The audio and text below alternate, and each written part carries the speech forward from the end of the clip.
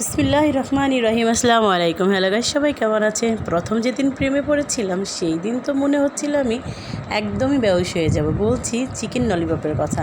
ওনার প্রেমে আমি পড়ে গিয়েছিলাম। যাই হোক, আজ আমি সেই চিকেন ললিপপ বানিয়ে দেখাচ্ছি। প্রথমে চিকেনের যে পাখাটা আছে সেটা যে অংশটা কেটে আমি ফেলে দিচ্ছি বলতে এটা অন্য কাজেও লাগাতে পারেন, কোনো সমস্যা নেই। তারপরে এর মধ্যে যে দুইটা হাড় থাকে, চিকনো হাড়টা আমি বের করে ফেলে দেবো আর মোটা হাড়টা রেখে দেবো।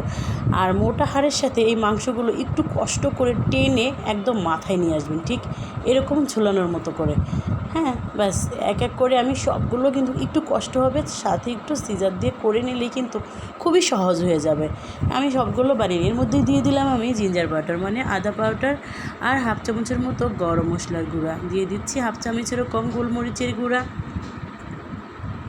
আর দিয়ে দিচ্ছি একটুখানি মরিচের গুঁড়া মানে হাফ চামচে কমে দিয়েছি আর কি। এরপরে দিয়ে অ্যাড করছি আমি হাফ চামচের মতো জিরা গুঁড়া।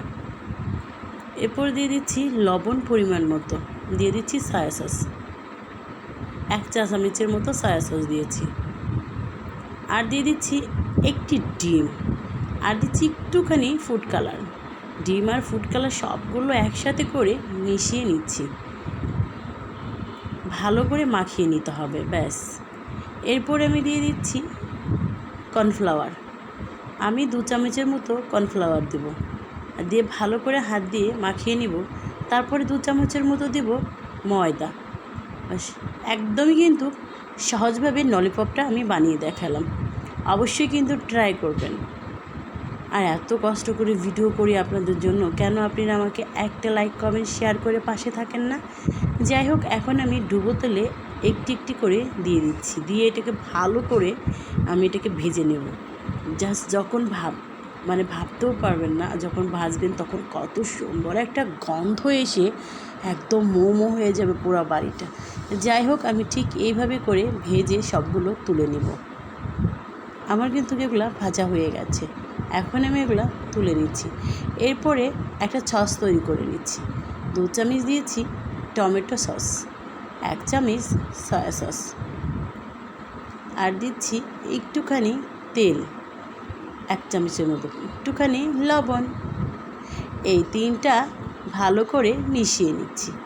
হয়ে গেল আমার চিকেনের ললিপপের সাথে খাওয়ার জন্য একটা সস তৈরি।